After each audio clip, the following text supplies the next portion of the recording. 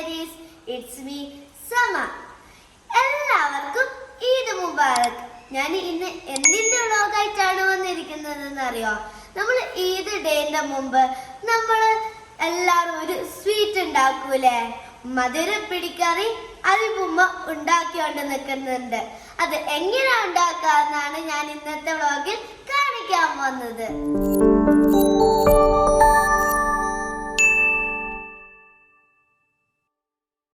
അപ്പൊ ഉമ്മ എങ്ങനെ ഇത് ഉണ്ടാക്കുന്നതെന്ന് നമുക്ക് നോക്കട്ടോ. ഇതാണ് ഉമ്മ അരിപ്പൊടി എടുത്ത് വെച്ചിട്ടുണ്ട്. ഇത് എത്ര ഉണ്ട് ഉമ്മ അരിപ്പൊടി? ഇത് 3 കപ്പ് അരിപ്പൊടിയാണ്. 3 കപ്പ് അരിപ്പൊടിയാണ് ഇതിന് വേണ്ടിയത്. ഇപ്പം ഞാൻ 3 കപ്പ് അരിപ്പൊടിയാണ് ഉണ്ടാക്കുന്നത്. പിന്നെ ഇത് പുഴുങ്ങലരിയും പച്ചരി കൂടി മിക്സാക്കി പൊടിച്ച അരിപ്പൊടിയാണ്.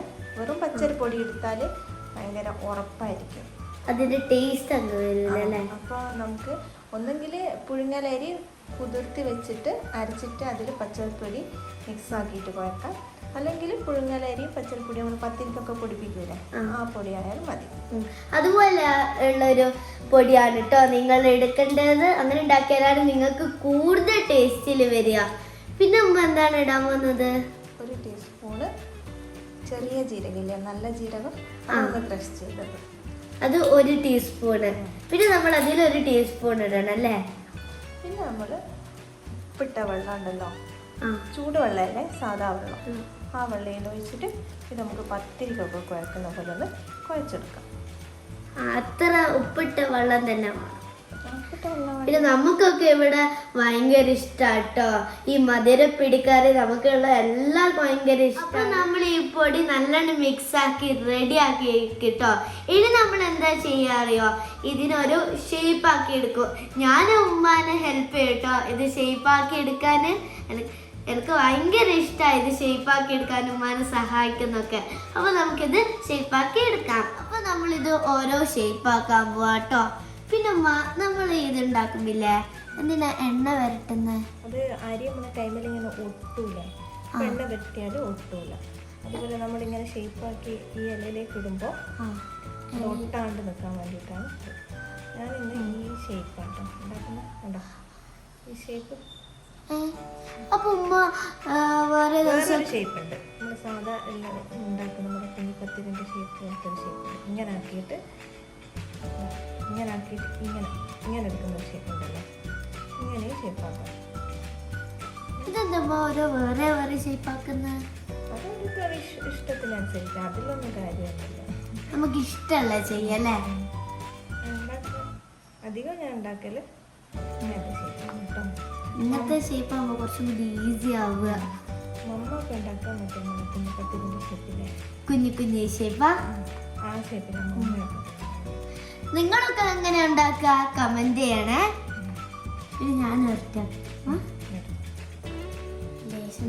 ഇത് പിന്നെ എൻ്റെ ഇത്താത്ത എനിക്ക് മൈലാഞ്ചി ഒക്കെ ഇട്ട് തന്നിട്ടുണ്ട് കേട്ടോ.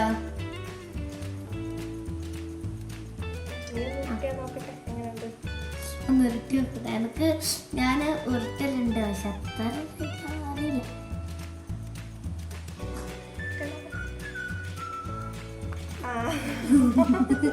എൻ്റെ എന്തോ വലിഞ്ഞ് പക്കെടുത്തിട്ട് ഇത് ഞാൻ അങ്ങനെ ഉണ്ടാക്കറിയോ, ഇങ്ങനെ കറക്റ്റ് ഷേപ്പ് അമ്മ ഉരുട്ട് വിടും. ചെറിയ കുറച്ചെടുക്ക്. എന്നിട്ട് ഇങ്ങനെ ലേശം ഇങ്ങനെ ആക്കി കൊടുത്താൽ മതി. ഉണ്ടാക്കി വരായി. അല്ലാണ്ട് ഞാൻ ഇങ്ങനെ എടുക്കൂ, ഇങ്ങനെ വെച്ചെടുക്കൂ. ഇനി ഇതിപ്പോ ഉരുട്ടാൻ കുറെ സമയം എടുക്കട്ടോ. ഇനി ഇത് ഉരുട്ടിയിട്ട് എല്ലാം കഴിഞ്ഞിട്ട് നിങ്ങൾക്ക് ഞാൻ കാണിച്ചു തരാം.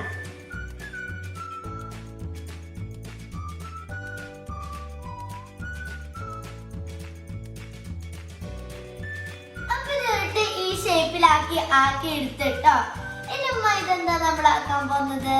ഇതിനി നമ്മൾ ആവി ചെമ്പിൽ വെച്ചിട്ട് വേവിച്ചെടുക്കും. ഓക്കെ, നമുക്കിത് ആവി ചെമ്പിൽ വെച്ചിട്ട് വേവിക്കാൻ പോവാം.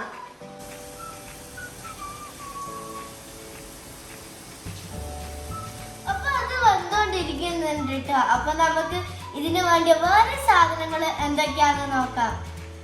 അപ്പൊ ഇതാണ് കേട്ടോ വേണ്ടത്. ഇതാണ് എന്താ ഉമ്മ? കടലപ്പരിപ്പ്, 1 കപ്പ് കടലപ്പരിപ്പ് ഉപ്പിട്ട് വേവിച്ചത്. 1 കപ്പ്. 1 കപ്പ്.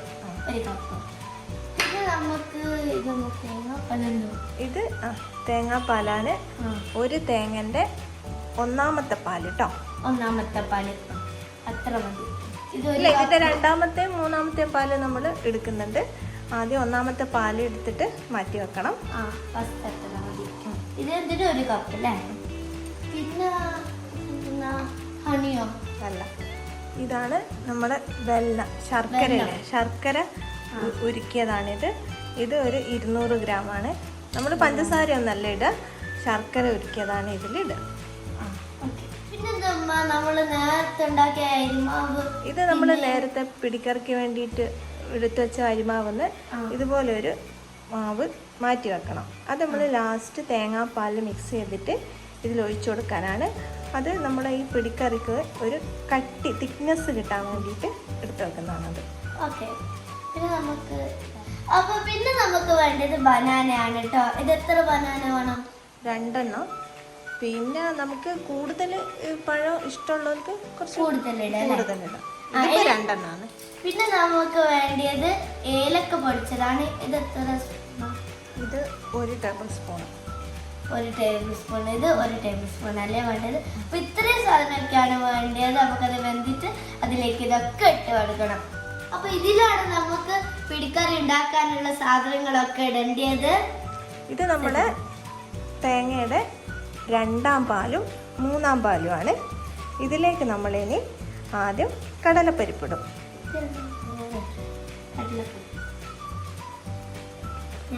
ആട്ടോ.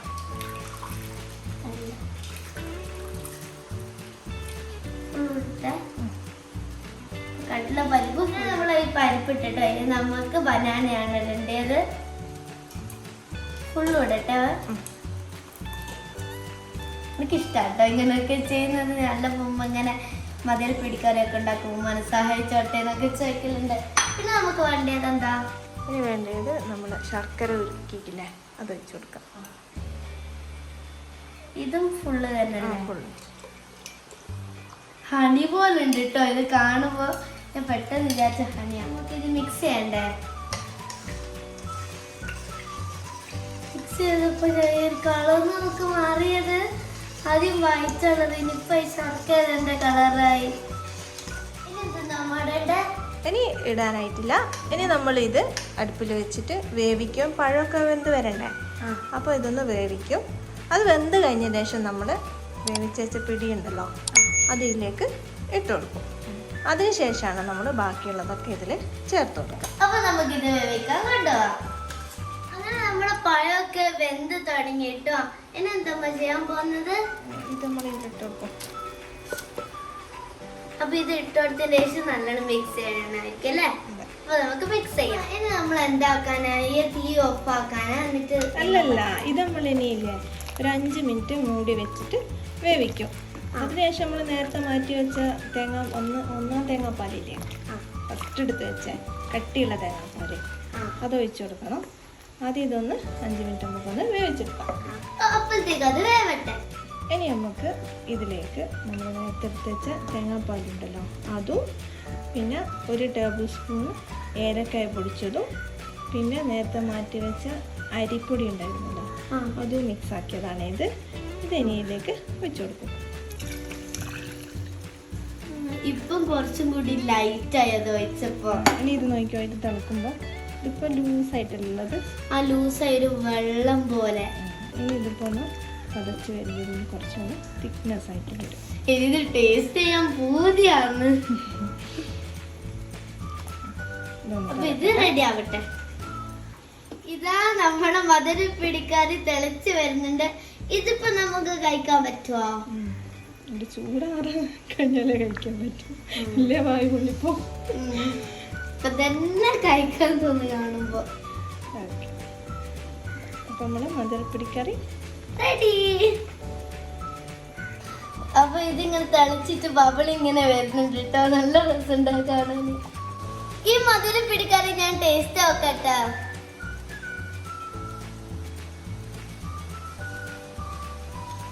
ഇത് നല്ല ടേസ്റ്റ് ഉണ്ട് കേട്ടോ. മറ്റേ ഈ പരിപ്പും ബനാനും ഒക്കെ കൂട്ടിയിട്ട് തിന്നുമ്പോ ഇത് നമുക്ക് പെരുന്നാളിന് മാത്രമല്ല ഉണ്ടാക്കാൻ പറ്റുന്നത്.